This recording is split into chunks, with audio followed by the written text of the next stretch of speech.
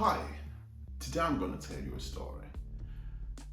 And the story is about racism and how racism affects many people's lives. It's a story set on a Delta flight from Detroit to Minneapolis. It's a story of Dr. Tamika Cross, a Black physician from Houston.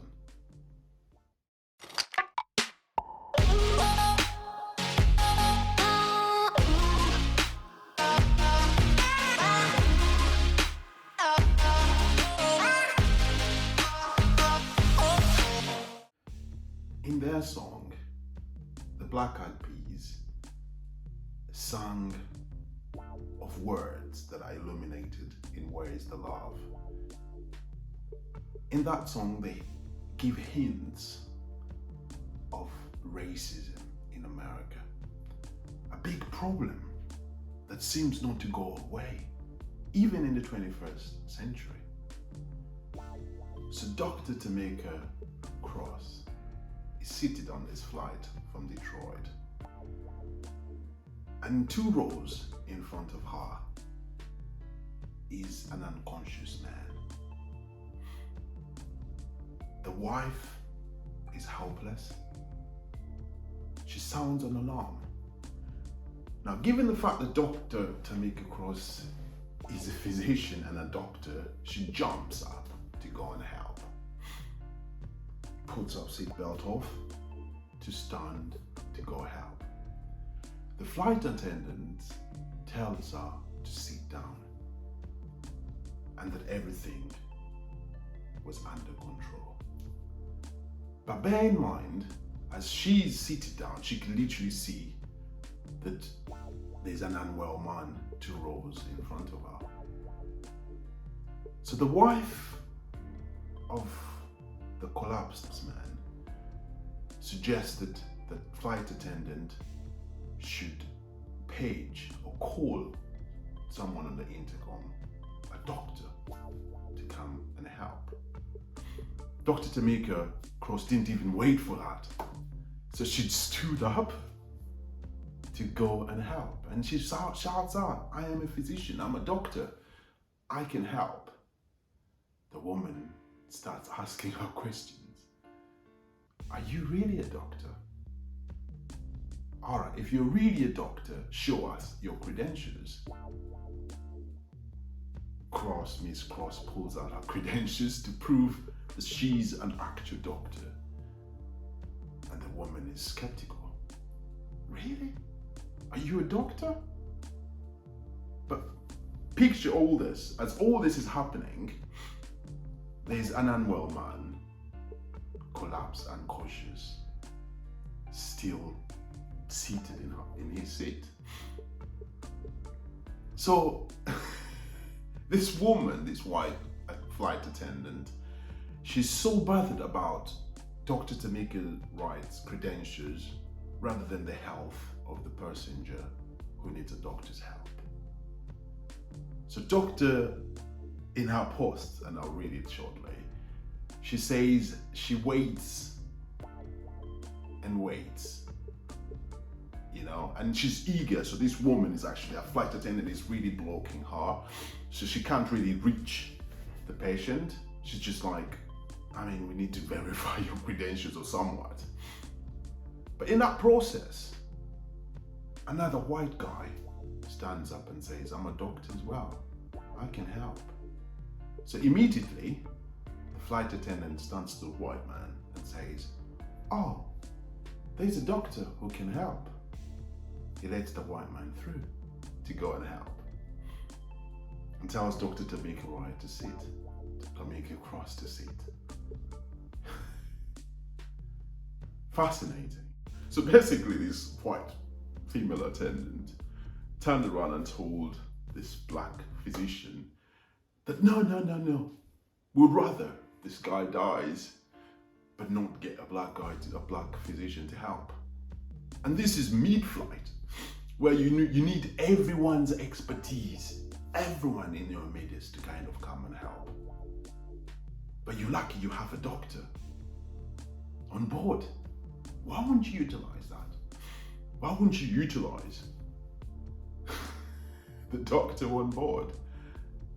Goes to show that racism is serious. They would rather risk a patient's life than get a doctor who's black to help. Now, in her story, she says, and I'll read this: I stayed seated, mind blown, blood boiling. The man is responding and his questions, and he's seemingly better now, thank God, the flight attendant said. Then this heifer, she calls the flight attendant heifer, has enough to ask for my input on what to do next. About 10 minutes later, I tell her we need vitals and blood sugar. She comes back to report to me a BP of 80 to 50, which is super low to my non-medical peers. And they can't find a glucometer. We continue down that path of medical workup. But the point is, she needed my help. And I continued to help despite the choice of words I had saved up for her. The patient and his wife weren't the problem. They needed help, and we were mid-flight. So as the whole thing ensued, the flight attendant came back to apologize to me several times and offering me Sky Miles. I kindly refused. This is going higher than her. I don't want Sky Miles in exchange for blatant discrimination. Whether this was race, age, gender discrimination, it's not right. She will not get away with it.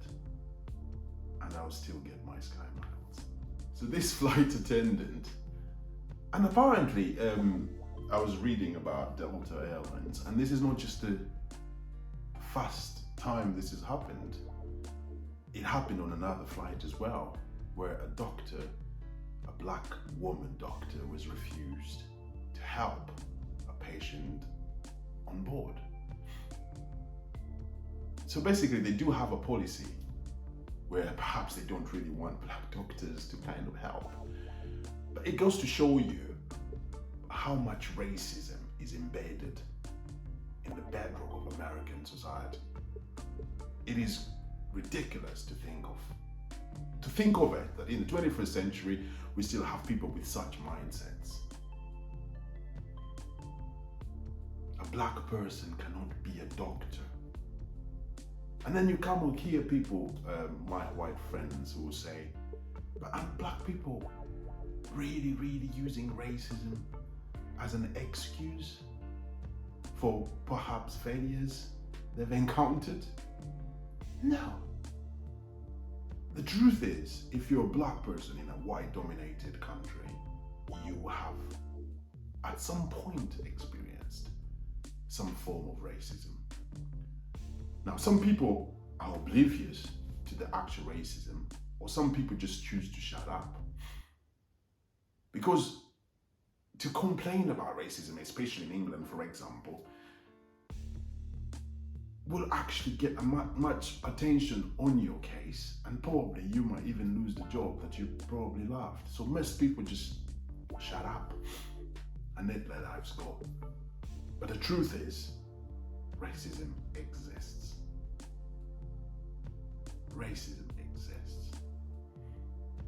And simple examples such as these really tell you how much,